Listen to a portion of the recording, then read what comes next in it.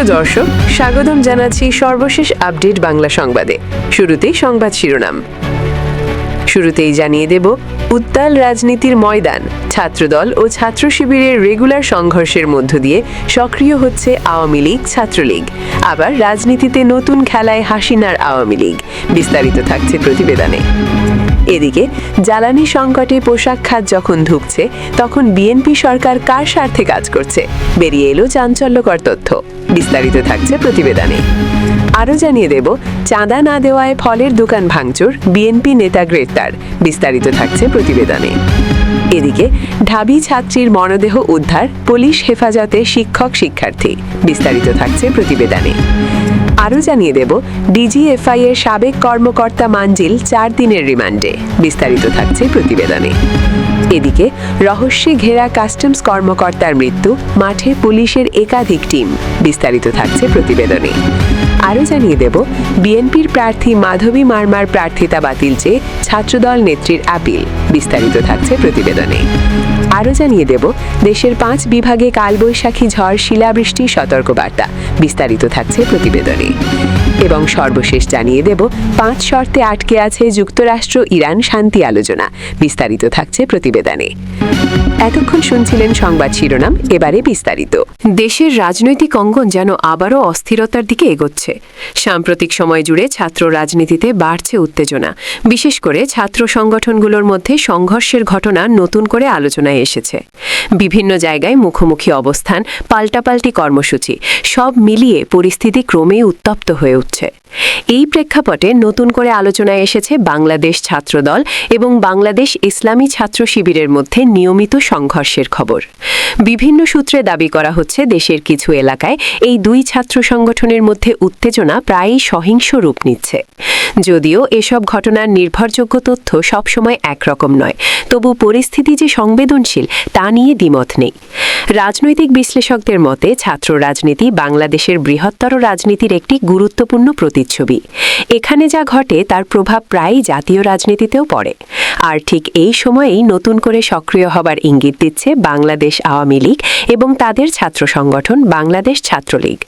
অনেকেই বলছেন, চলমান উত্তেজনাপূর্ণ পরিস্থিতি রাজনৈতিকভাবে কাজে লাগানোর চেষ্টা হতে পারে। মাঠ পর্যায়ে সংগঠনকে আরও সক্রিয় করা, কর্মীদের একত্রিত করা এবং নতুন কর্মসূচির প্রস্তুতি, এসব বিষয় সামনে আসছে বলে দাবি করা হচ্ছে।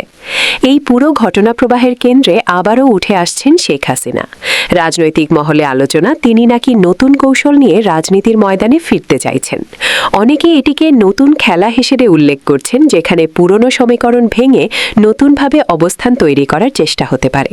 তবে বিশ্লেষকদের একটি বড় অংশ সতর্ক করছেন, এই ধরনের উত্তেজনাপূর্ণ পরিস্থিতি দেশের সামগ্রিক স্থিতিশীলতার জন্য ঝুঁকিপূর্ণ হতে পারে। ছাত্র সংগঠনগুলোর মধ্যে সংঘর্ষ বাড়লে তা শুধু রাজনৈতিক নয়, সামাজিক প্রভাবও ফেলতে পারে। অন্যদিকে সমর্থকদের দাবি, রাজনীতিতে সক্রিয়তা বাড়া স্বাভাবিক এবং এটি গণতান্ত্রিক প্রক্রিয়ার অংশ। তারা মনে করেন, বিভিন্ন দল ও সংগঠন নিজেদের অবস্থান শক্ত করতে মাঠে নামবে, এটাই স্বাভাবিক রাজনীতির চিত্র। সামাজিক যোগাযোগ মাধ্যমেও এই বিষয়টি নিয়ে চলছে তুমুল আলোচনা। কেউ বলছেন এটি পরিকল্পিত উত্তেজনা, আবার কেউ মনে করছেন এটি স্বাভাবিক রাজনৈতিক দ্বন্দ্বের প্রতিফলন। সত্যতা যাচাই করা কঠিন হলেও বিষয়টি যে মানুষের আগ্রহের কেন্দ্রবিন্দুতে তা স্পষ্ট। মাঠ পর্যায়ে দেখা যাচ্ছে, বিভিন্ন সংগঠন নিজেদের অবস্থান জানা দিতে ছোট ছোট কর্মসূচি চালাচ্ছে। কোথাও সমাবেশ, কোথাও মিছিল, আবার কোথাও আলোচনা সভা। সব মিলিয়ে রাজনীতির ময়দান ক্রমেই জমে উঠছে। সব মিলিয়ে বলা যায়, দেশের রাজনীতি এখন একটি সংবেদনশীল ও গুরুত্বপূর্ণ সময় পার করছে। ছাত্র রাজনীতির উত্তেজনা, বড় দলগুলোর সক্রিয়তা এবং নতুন কৌশলের আভাস, সবকিছু মিলিয়ে সামনে কী ঘটতে যাচ্ছে তা নিয়ে রয়েছে ব্যাপক কৌতূহল। এখন প্রশ্ন, এই উত্তেজনা কি আরও বাড়বে? বড় কোনো রাজনৈতিক কর্মসূচি কি সামনে আসছে? আর নতুন খেলা বলতে আসলে কি বোঝানো হচ্ছে? উত্তর সময়ই দেবে। তবে একটি বিষয় নিশ্চিত, আগামী দিনগুলোতে বাংলাদেশের রাজনৈতিক অঙ্গন আরও উত্তপ্ত ও ঘটনাবহুল হতে যাচ্ছে। এদিকে জ্বালানি সংকটে পোশাক খাত যখন ধুঁকছে, তখন বিএনপি সরকার কার স্বার্থে কাজ করছে? বেরিয়ে এলো চাঞ্চল্যকর তথ্য। বাংলাদেশের তৈরি পোশাক খাত এই মুহূর্তে যে সংকটের মধ্যে আছে, সেটা নিয়ে ভাবলেই যে কারো বুক ভারী হয়ে আসার কথা। আশুলিয়ার একটা কারখানায় 10 ঘন্টার মধ্যে 5 থেকে 7 ঘন্টা বিদ্যুৎ নেই। জেনারেটর চালাতে ডিজেল লাগবে, কিন্তু ডিজেল পেতে পাম্পে পাম্পে ঘুরতে হচ্ছে ঘন্টার পর ঘন্টা। মাসের জ্বালানি খরচ 15 লাখ থেকে 1 লাখে 30 লাখে উঠে গেছে। এর মধ্যে তুলার দাম বেড়েছে, পরিবহন খরচ বেড়েছে। বিদেশি বায়াররা বাড়তি দাম দিতে রাজি নয়। বিজিএমইএ বলছে উৎপাদন সক্ষমতা গড়ে 25 থেকে 30% কমে গেছে। গত মার্চে রপ্তানি কমেছে গত বছরের একই মাসের চেয়ে 19%। এই পরিস্থিতিতে দেশ চালাচ্ছে যে সরকার, তাদের কার্যকলাপ দেখলে বোঝা দুষ্কর যে তারা আসলে এই সংকট সমাধান করতে চায় কিনা, নাকি সংকটটাকে বাঁচিয়ে রেখে সুবিধা নেওয়াটাই তাদের কাজ। এই বছরের 12 ফেব্রুয়ারি নির্বাচনের কথা মনে আছে নিশ্চয়ই। দেশের বড় বড় রাজনৈতিক দলগুলো সেই নির্বাচনে ছিল না, সাধারণ মানুষ ভোট দিতে যায়নি। কিন্তু সেই নির্বাচনের মাধ্যমেই বিএনপি এখন ক্ষমতায়। একটা দল যেটা জন্ম হয়েছিল সেনানিবাসে, যেটা গড়ে উঠেছে দুর্নীতি আর সন্ত্রাসকে আঁকড়ে ধরে, সেই দলের নাম সর্বস্ত মন্ত্রিসভা এখন কোটি মানুষের জীবন নিয়ে সিদ্ধান্ত নিচ্ছে। জ্বালানি সংকটের কথা বলতে গেলে বিদ্যুৎ ও জ্বালানি প্রতিমন্ত্রী অনিন্দ্য ইসলাম অমিত বলেছেন, ফুয়েল ক্রাইসিস তাৎক্ষণিকভাবেই সমাধান করে দেওয়া হয়েছে।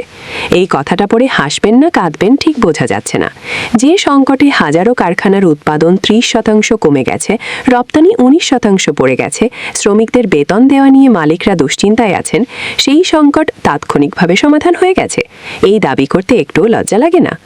ফুয়েল কার্ড দেওয়া হচ্ছে, 1000 কারখানা আবেদন করেছে, বিপিসির সঙ্গে ক্যাক করে দেওয়া হয়েছে। এগুলো শুনতে ভালো লাগে, কিন্তু বাস্তবতা হলো এই সংকটের শিকড় অনেক গভীরে। ডলার সংকট, বিদেশি মুদ্রার রিজার্ভের হাল, তেল, গ্যাস, কয়লা আমদানির জন্য প্রয়োজনীয় অর্থের যোগান কোথা থেকে আসবে, রূপপুর পারমাণবিক বিদ্যুৎ কেন্দ্র বছরের শেষ প্রান্তিকে সত্যিই চালু হবে কিনা, এই প্রশ্নগুলোর কোনো সৎ জবাব সরকারের কাছে নেই। বরং যা দেখা যাচ্ছে তা হলো সমস্যার মূলে না গিয়ে লোক দেখানো কিছু পদক্ষেপ নিয়ে বাহাবা নেওয়ার চেষ্টা। আর এটাই বিএনপির চিরকালের রাজনীতি। সমস্যা তৈরি করো অথবা সমস্যাকে আরও জটিল করো, তারপর সেই সমস্যারই অর্ধেক সমাধান করে ত্রাণকর্তা সাজো। পোশাক খাতের ব্যবসায়ীরা সরাসরি বলছেন, এভাবে চলতে থাকলে বিদেশি বায়াররা বিকল্প বাজারের দিকে সরে যাবে। বাংলাদেশ এখন পোশাক রপ্তানিতে বিশ্বে দ্বিতীয়। এই অবস্থানটা রাতারাতি তৈরি হয়নি, লাখো শ্রমিকের ঘাম আর পরিশ্রমে তৈরি হয়েছে। একটা অযোগ্য জনবিচ্ছিন্ন সরকারের ব্যর্থতায় সেই অর্জন মাটিতে মিশে যেতে পারে।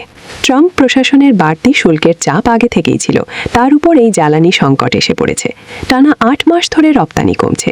এই সময়টায় দরকার ছিল একটা সরকার যেটা সত্যিকার অর্থে কাজ করতে জানে, কূটনৈতিক দরকষাকষিতে পারদর্শী এবং দেশের অর্থনীতির স্বার্থকে সর্বোচ্চ গুরুত্ব দেয়। বিএনপি সরকার সেই মানদণ্ডের ধারে কাছেও নেই। একটা দল যেটার বৈধতাই প্রশ্নবিদ্ধ, যেটা জনগণের ম্যান্ডেট ছাড়াই ক্ষমতায় এসেছে, সেই দলের কাছে লাখো শ্রমিকের ভবিষ্যৎ জিম্মি হয়ে আছে। এটাই বোধহয় এই মুহূর্তে বাংলাদেশের সবচেয়ে বড় সংকট। আরও জানিয়ে দেব, চাঁদা না দেওয়ায় ফলের দোকান ভাঙচুর, বিএনপি নেতা গ্রেফতার। নারায়ণগঞ্জের সিদ্ধিগঞ্জে চাঁদা না দেওয়ায় এক ফল বিক্রেতার দোকান ভাঙচুর ও মারধরের ঘটনায় বিএনপির এক নেতাকে গ্রেফতার করেছে পুলিশ। রবিবার 26 এপ্রিল দুপুরে তাকে গ্রেফতার করে আদালতে পাঠানো হয়। এর আগে ভুক্তভোগী মোহাম্মদ আজিজুল হক 60 বছর গত 24 এপ্রিল সিদ্ধিগঞ্জ থানায় লিখিত অভিযোগ করেন। সিদ্ধিগঞ্জ থানা পুলিশ পরিদর্শক ওসি মোহাম্মদ ইমদাদুল হক বিষয়টি নিশ্চিত করেছেন। গ্রেফতার ব্যক্তির নাম মোহাম্মদ সালাউদ্দিন, 55 বছর। তিনি সিদ্ধিগঞ্জ থানা বিএনপির সাবেক সহসভাপতি এবং বর্তমান 1 নম্বর ওয়ার্ড বিএনপির সাধারণ সম্পাদক। সালাউদ্দিন বহিষ্কৃত নেতা নারায়ণগঞ্জ জেলা বিএনপির সাবেক সভাপতি মোহাম্মদ গিয়াসউদ্দিনের অনুসারী ছিলেন বলে জানিয়েছে স্থানীয়রা। অভিযোগ সূত্রে জানা যায়, সিদ্ধিগঞ্জ পুল সংলগ্ন বাজারে আজিজুল হকের একটি ফলের দোকান রয়েছে। একই এলাকার সালাউদ্দিন দীর্ঘদিন ধরে প্রভাব খাটিয়ে বাজারের সরকারি জায়গা দখল করে দোকান নির্মাণ ও ভাড়া দিয়ে আসছিলেন। পাশাপাশি বাজারের প্রতিটি দোকান থেকে অবৈধভাবে চাঁদা আদায় করতেন তিনি। কেউ প্রতিবাদ করলে ভয়ভীতি দেখিয়ে দোকান উচ্ছেদ করে দেওয়া হয় বলেও অভিযোগ করা হয়। এছাড়া অতীতে সালাউদ্দিন রাজনৈতিক প্রভাব ব্যবহার করে চাঁদাবাজি করত এবং বর্তমানে ক্ষমতাসীন দলের পরিচয় দিয়ে আবারও বাজারে প্রভাব বিস্তার করছেন। এর আগে দোকান দেওয়ার কথা বলে তার কাছ থেকে 6000 টাকা নেওয়া হলেও প্রতিশ্রুতি পূরণ করেননি। অভিযোগে উল্লেখ করা হয়, গত 1 মাস অসুস্থ থাকায় চাঁদা দিতে না পারলে শুক্রবার তিনি দোকান বসাতে গেলে সালাউদ্দিন সহ 7-8 জন এসে তাকে গালাগাল ও মারধর করেন। এ সময় দোকানের প্রায় 80,000 টাকার ফল নষ্ট করেন এবং দোকান ভাঙচুর করেন। বাধা দিতে গেলে তার ছেলেকেও মারধর করে সালাউদ্দিন গ্যাং।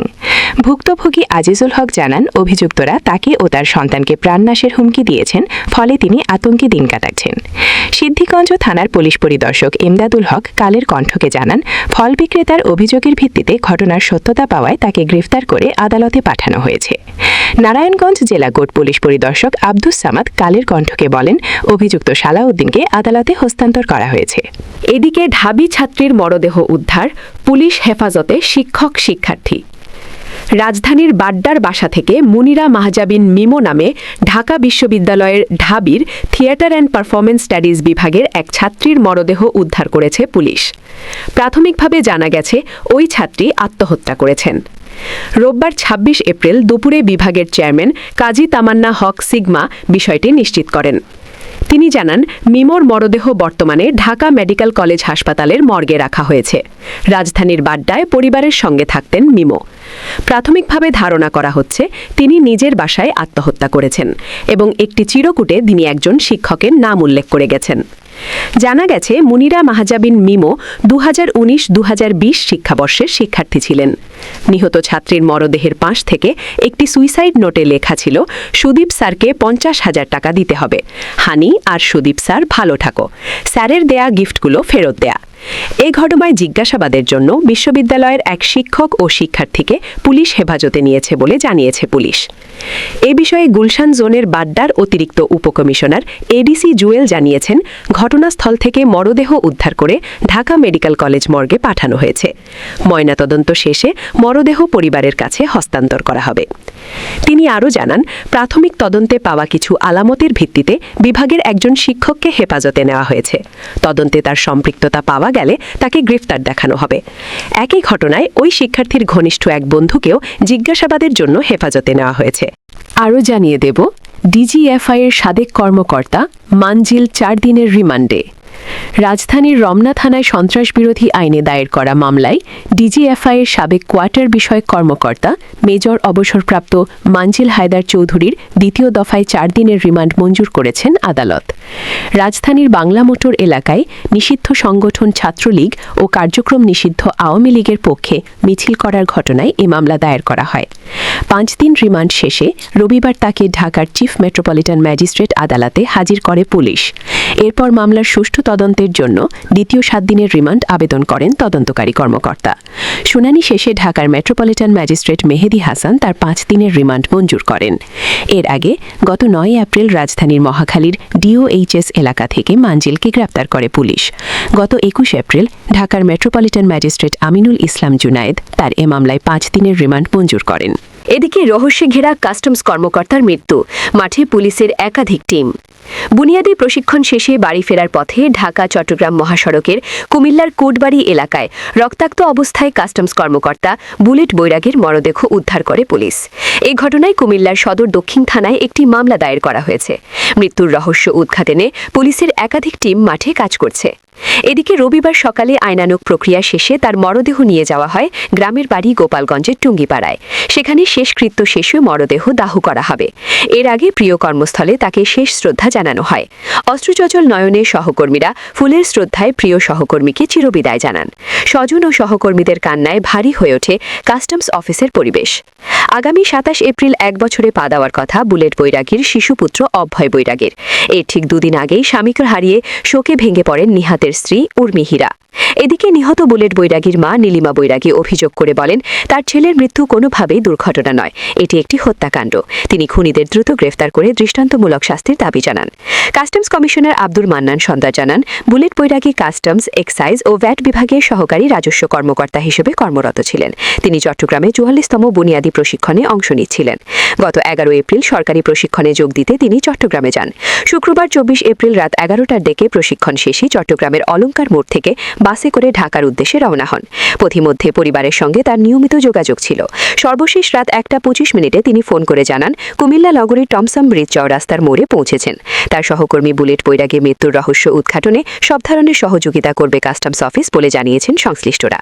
অতিরিক্ত police super DSP Comilla Istiak Hasan Amin জানান, ঘটনাটির প্রকৃত রহস্য উদ্ঘাটনে পুলিশের একাধিক টিম কাজ করছে, তদন্ত অব্যাহত রয়েছে। উল্লেখ্য, বুলেট বৈরাগীর রক্তাক্ত মরদেহ মহাসড়কের পাশ থেকে উদ্ধার করে হাইওয়ে পুলিশ। শনিবার 25 এপ্রিল সকালে ঢাকা চট্টগ্রাম মহাসড়কের কুমিল্লার কোটবাড়ি এলাকায় চট্টগ্রামমুখী লেনে আইরিশ হোটেলের পাশে তার মরদেহ পড়ে থাকতে দেখা যায়। আরও জানিয়ে দেব, বিএনপির প্রার্থী মাধবী মারমার প্রার্থিতা বাতিল চেয়ে ছাত্রদল নেত্রীর আপিল। ত্রয়োদশ জাতীয় সংসদের সংরক্ষিত নারী আসনে বিএনপির প্রার্থী মাধবী মারমার প্রার্থিতা বাতিল চেয়ে আপিল করেছেন ছাত্রদলের কেন্দ্রীয় যুগ্ম সম্পাদক চন্দ্রা চাকমা। রবিবার রাজধানীতে নির্বাচন ভবনে প্রধান নির্বাচন কমিশনার সিইসির বরাবর তিনি এই আপিল করেন। আপিল আবেদন জমা দেওয়ার পর তিনি সাংবাদিকদের বলেন, আমি চন্দ্রা চাকমা ছাত্রদলের কেন্দ্রীয় যুগ্ম সম্পাদক হিসেবে দায়িত্ব পালন করছি। সমর্থিত নারী আসনে বিএনপির মনোনীত প্রার্থী মাধবী মারমা বান্দরবান পার্বত্য জেলা পরিষদ সদস্যের পদ থেকে পদত্যাগ না করে আইনি প্রক্রিয়া অনুসরণ ব্যতীত গত 21 এপ্রিল জাতীয় সংসদের সংরক্ষিত নারী সদস্য পদে মনোনীতনামা দাখিল করেন, যা আইনগতভাবে অবৈধ। সেজন্য আমি তার মনোনীতনামা বাতিল করার বিষয়ে প্রয়োজনীয় ব্যবস্থা গ্রহণের জন্য প্রধান নির্বাচন কমিশনারের বরাবর আবেদন করেছি। আশা করি নির্বাচন কমিশন থেকে এ বিষয়ে গুরুতর ব্যবস্থা গ্রহণ করা হবে। তিনিও সংরক্ষিত নারী আসনের প্রার্থী ছিলেন কিনা জানতে চাইলে চন্দ্রা চাকমা বলেন, হ্যাঁ, আমিও একজন প্রার্থী ছিলাম। বিএনপি থেকে নমিনেশন কিনেছিলাম এবং নির্বাচন কমিশন অফিস থেকেও আমি কিনেছিলাম। সরকার তো স্থানীয় সরকারগুলোকে বিলুপ্ত করেছিল, আপনাদের পার্বত্য জেলাগুলোতে কি বিলুপ্ত হয়নি জানতে চাইলে চন্দ্রা চাকমা বলেন, অন্যান্য জেলা পরিষদের আইন কিন্তু এক ধরনের, আর 3 পার্বত্য জেলা পরিষদের আইন কিন্তু এক ধরনের। জেলা পরিষদের আইনে কিন্তু লেখা আছে যে পরিষদের চেয়ারম্যান, সদস্য ইত্যাদি জনসেবক বলে গণ্য হবেন। এটা একটা বিষয়। আরেকটি বিষয় হচ্ছে চেয়ারম্যান ও সদস্যদের পদত্যাগ সরকারের উদ্দেশ্যে স্বাক্ষরযুক্ত চিঠি যোগে চেয়ারম্যান এবং চেয়ারম্যানের উদ্দেশ্যে স্বাক্ষরযুক্ত চিঠি যোগে যে কোনো সদস্য সেও পদত্যাগ করতে পারবেন। পদত্যাগ গৃহীত হওয়ার তারিখ থেকে পদত্যাগ কার্যকর হবে এবং পদত্যাগকারীর পদ শূন্য হবে। উনি কিন্তু পদত্যাগ করেননি। উনি 21 তারিখে কিন্তু এখানে তার মনোনীতনামা দাখিল করেছেন, যার কারণে তিনি জেলা পরিষদের আইন যেমন লঙ্ঘন করেছেন তেমনি নির্বাচন কমিশনের যে আইন আছে সেটাও কিন্তু তিনি লঙ্ঘন করেছেন। তবে চন্দ্রা চাকমার এই অভিযোগ অস্বীকার করেছেন মাধবী মারমা। তিনি সাংবাদিকদের বলেন, আমার ইতিমধ্যে পদত্যাগ করা হয়ে গেছে এবং এটার কপি অনুমোদন হয়ে যেখানে যাওয়ার সেখানে চলেও গেছে। আমি 20 এপ্রিল পদত্যাগ করেছি। পদত্যাগের বিষয়টি হলফনামায় উল্লেখ করেছেন কিনা জানতে চাইলে তিনি বলেন, ফরম্যাটে তো উল্লেখ নেই, ওখানে তো এই তথ্য দিতে বলতে হবে, সেটা তো নেই। এদিকে গত 20 এপ্রিল স্বাক্ষরিত মাধবী মারমার পদত্যাগপত্র রিসিভ করেছেন জেলা পরিষদের এক্সিকিউটিভ অফিসার মোহাদ আবুল মনসুর। তিনি সাংবাদিকদের বলেন, পদত্যাগপত্রের ফাইলটি আজকে 26 এপ্রিল আমার কাছে এসেছে। আরও জানিয়ে দেব, দেশের 5 বিভাগে কালবৈশাখী ঝড়, শিলাবৃষ্টির সতর্কবার্তা। দীর্ঘদিনের সামরিক উত্তেজনা ও টানা 2 মাস যুদ্ধের পর যুক্তরাষ্ট্র ও ইরানের মধ্যে শান্তি আলোচনা শুরু হলেও তা এখন খাদের কিনারায়। তেহরান ও ওয়াশিংটনের মধ্যে 5টি মৌলিক শর্ত নিয়ে বড় ধরনের মতপার্থক্য তৈরি হওয়ায় একটি স্থায়ী চুক্তিতে পৌঁছানো অনিশ্চিত হয়ে পড়েছে। সংবাদ মাধ্যম আল জাজিরার প্রতিবেদন অনুযায়ী 2 দেশের আলোচনার টেবিলে বাধা হয়ে দাঁড়ানো প্রধান 5টি শর্ত নিচে তুলে ধরা হলো। 1. যুক্তরাষ্ট্রের দাবি, ইরানকে তাদের পারমাণবিক কর্মসূচি পুরোপুরি এবং স্থায়ীভাবে বন্ধ করতে হবে। তবে তেহরান সাফ জানিয়ে দিয়েছে, এই বিধিনিষেধ কেবল নির্দিষ্ট কয়েক বছরের জন্য হতে পারে, কোনোভাবেই তা স্থায়ী হবে না। 2. বর্তমানে ইরানের হাতে থাকা 400 কেজি 880 পাউন্ড উচ্চমাত্রায় সমৃদ্ধ ইউরেনিয়াম নিয়ে নতুন সংকট তৈরি হয়েছে। মার্কিন প্রেসিডেন্ট ডোনাল্ড ট্রাম্প দাবি করেছেন, এই মজুদ পুরোপুরি যুক্তরাষ্ট্রের হেফাজতে রাখতে হবে। ইরান এই প্রস্তাবকে শুরুতেই নাকচ করে দিয়েছে। 3. অবরোধ প্রত্যাহার ইস্যুতে 2 পক্ষই নিজ অবস্থানে অনড়। ইরানের দাবি, তাদের বন্দরগুলোর ওপর থেকে মার্কিন অবরোধ না তোলা পর্যন্ত হরমুজ প্রণালীতে জাহাজ চলাচলের ওপর বিধিনিষেধ বহাল থাকবে। অন্যদিকে ট্রাম্পের হুঁশিয়ারি, চূড়ান্ত চুক্তির আগে কোনো অবরোধ তোলা হবে না। 4. একটি দীর্ঘস্থায়ী চুক্তির অংশ হিসেবে ইরান বিদেশে তাদের আটকে থাকা প্রায় 2000 কোটি $20 বিলিয়ন অর্থ ফেরত দেওয়ার শর্ত দিয়েছে। একই সঙ্গে সব ধরনের অর্থনৈতিক নিষেধাজ্ঞা প্রত্যাহারের দাবিও জানিয়েছে তারা। 5. সবচেয়ে বড় চমক এসেছে ক্ষতিপূরণের দাবিতে। তেহরানের দাবি, যুক্তরাষ্ট্র ও ইসরায়েলের হামলায় তাদের যে ব্যাপক ক্ষতি হয়েছে তার বিনিময়ে দেশ দুটিকে সম্মিলিতভাবে প্রায় 27,000 কোটি $270 বিলিয়ন ক্ষতিপূরণ দিতে হবে। কূটনৈতিক বিশ্লেষকদের মতে এই 5 শর্তের মারপ্যাচে শান্তি আলোচনা এখন কার্যত অচল অবস্থায়। ট্রাম্প প্রশাসনের কঠোর নীতি এবং ইরানের অনমনীয় অবস্থান মধ্যপ্রাচ্যের এই সংকটকে আরও ঘনীভূত করতে পারে। আরও জানিয়ে দেব, ইরান যুদ্ধে ব্যবহার করা যুক্তরাজ্যের বিমান ঘাঁটিতে আগুন। ইরান যুদ্ধে ব্যবহার করা যুক্তরাজ্যের গ্লুস্টারশায়ারে অবস্থিত রয়্যাল এয়ারফোর্স RAF ফেয়ারফোর্ট বিমান ঘাঁটিতে অগ্নিকাণ্ডের ঘটনা ঘটেছে। ইরানের বিরুদ্ধে যুদ্ধে এই ঘাঁটি ব্যবহার করেছে যুক্তরাষ্ট্র। রবিবার ভোরে আগুন নিয়ন্ত্রণে আনতে জরুরি সেবা সংস্থার বেশ কয়েকটি ইউনিট মোতায়েন করা হয়। যুক্তরাষ্ট্রের সংবাদ মাধ্যম দ্য টেলিগ্রাফ ও গ্লুস্টারশায়ার নাইফ এই তথ্য জানিয়েছে। দ্য টেলিগ্রাফ জানিয়েছে এ ঘটনায় কোনো হতাহতের খবর পাওয়া যায়নি। এছাড়া রয়্যাল এয়ারফোর্সের কোনো উড়োজাহাজের ক্ষতি হয়নি। তবে বিমান ঘাঁটিতে অবস্থানরত মার্কিন বিমান বাহিনীর কী ক্ষয়ক্ষতি হয়েছে তা তাৎক্ষণিকভাবে জানা যায়নি। ইরানের বিরুদ্ধে যুক্তরাষ্ট্রের সম্ভাব্য সামরিক পদক্ষেপ বিশ্বজুড়ে এক ভয়াবহ বিপর্যয় ডেকে আনতে পারে বলে সতর্ক করেছেন প্রখ্যাত মার্কিন অর্থনীতিবিদ এবং কলম্বিয়া বিশ্ববিদ্যালয়ের সেন্টার ফর সাস্টেনেবল ডেভেলপমেন্টের পরিচালক অধ্যাপক জেফ্রি স্যাক্স। তিনি হিয়সারি দিয়ে বলেছেন, এই সংঘাত অনিয়ন্ত্রিতভাবে ছড়িয়ে পড়লে তা শেষ পর্যন্ত তৃতীয় বিশ্বযুদ্ধে রূপ নিতে পারে। সম্প্রতি বিশিষ্ট সাংবাদিক টাকার কার্লসনকে দেওয়া এক সাক্ষাৎকারে স্যাক্স এই মন্তব্য করেন। তিনি বলেন, আমাদের যে কোনো মূল্যে সরাসরি বোমা বর্ষণ বা নতুন করে সামরিক অভিযান এড়িয়ে চলা উচিত, কারণ সংঘাত শুরু হলে তা খুব দ্রুত একটি পূর্ণাঙ্গ আঞ্চলিক যুদ্ধে মোড় নিতে পারে এবং সেখান থেকে বিশ্বযুদ্ধ শুরু হওয়া অস্বাভাবিক কিছু নয়। জেফ্রি স্যাক্স মনে করেন, ইরানের ওপর আবারও হামলা চালানো হলে তেহরান বসে থাকবে না। তারা অত্যন্ত কঠোরভাবে এবং দ্রুততম সময়ে পাল্টা আঘাত হানবে। তিনি বলেন, আমরা সবাই জানি যে মধ্যপ্রাচ্যের পুরো উপসাগরীয় অঞ্চল এবং ইসরায়েল ইরানের ক্ষেপণাস্ত্রের আওতাভুক্ত। মধ্যপ্রাচ্যের তেল গ্যাস ক্ষেত্র, বন্দর এবং সুপেয় পানির প্ল্যান্টগুলো ইরানের আক্রমণ থেকে সম্পূর্ণ নিরাপদ নয়। সাক্ষাৎকারে এই বিশেষজ্ঞ আরও উল্লেখ করেন যে বর্তমানের অ্যান্টি মিসাইল প্রতিরক্ষা ব্যবস্থাগুলো ত্রুটিমুক্ত নয় এবং অনেক ক্ষেত্রে তা ইরানকে ঠেকানোর জন্য যথেষ্ট নয়। ডোনাল্ড ট্রাম্প অতীতে ইরানকে ধ্বংস করার যে হুমকি দিয়েছিলেন তার প্রেক্ষিতে ইরান নিজেদের রক্ষায় সর্বোচ্চ শক্তি প্রয়োগ করবে বলেও তিনি মন্তব্য করেন। বিশ্বজুড়ে যখন নতুন করে উত্তেজনার পারদ চড়ছে, তখন জেফ্রি স্যাক্সের এই সতর্কবার্তা আন্তর্জাতিক মহলে ব্যাপক আলোচনার জন্ম দিয়েছে। আরও জানিয়ে দেব, 5 শর্তে আটকে আছে যুক্তরাষ্ট্র ইরান শান্তি আলোচনা। দীর্ঘদিনের সামরিক উত্তেজনা ও টানা 2 মাস যুদ্ধের পর যুক্তরাষ্ট্র ও ইরানের মধ্যে শান্তি আলোচনা শুরু হলেও তা এখন খাদের কিনারায়। তেহরান ও ওয়াশিংটনের মধ্যে 5টি মৌলিক শর্ত নিয়ে বড় ধরনের মতপার্থক্য তৈরি হওয়ায় একটি স্থায়ী চুক্তিতে পৌঁছানো অনিশ্চিত হয়ে পড়েছে। সংবাদ মাধ্যম আল জাজিরার প্রতিবেদন অনুযায়ী 2 দেশের আলোচনার টেবিলে বাধা হয়ে দাঁড়ানো প্রধান 5টি শর্ত নিচে তুলে ধরা হলো। 1. যুক্তরাষ্ট্রের দাবি, ইরানকে তাদের পারমাণবিক কর্মসূচি পুরোপুরি এবং স্থায়ীভাবে বন্ধ করতে হবে। তবে তেহরান সাফ জানিয়ে দিয়েছে, এই বিধিনিষেধ কেবল নির্দিষ্ট কয়েক বছরের জন্য হতে পারে, কোনোভাবেই তা স্থায়ী হবে না। 2.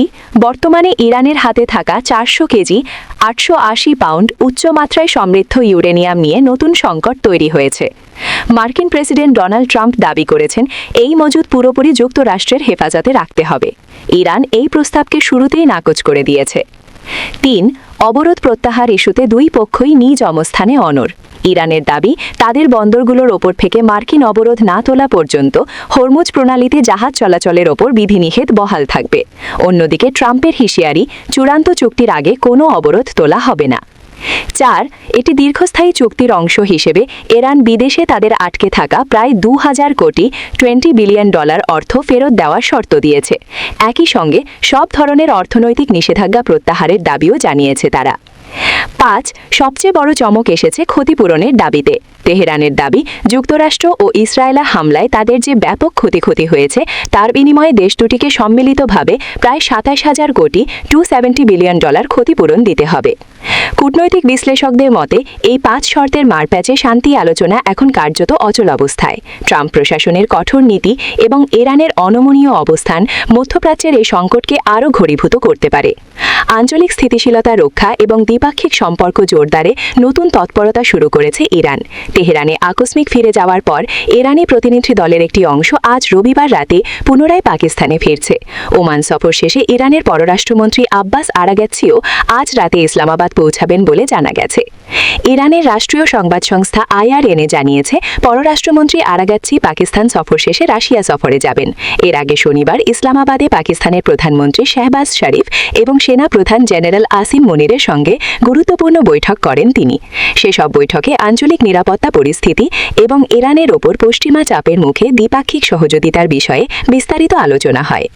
তেহরানের পক্ষ থেকে জানানো হয়েছে আঞ্চলিক অংশীদারদের সঙ্গে সমন্বয় বৃদ্ধি করা বর্তমানে তাদের অন্যতম অগ্রাধিকার। তবে বর্তমান পরিস্থিতিতে যুক্তরাষ্ট্রের সঙ্গে সরাসরি কোনো আলোচনায় বসতে রাজি নয় ইরান। তেহরানের মতে ওয়াশিংটনের অবস্থান বর্তমানে চরমপন্থী এবং ইরানের কিছু মৌলিক দাবি মানতে যুক্তরাষ্ট্র নারাজ, ফলে সরাসরি আলোচনার পথ আপাতত রুদ্ধ।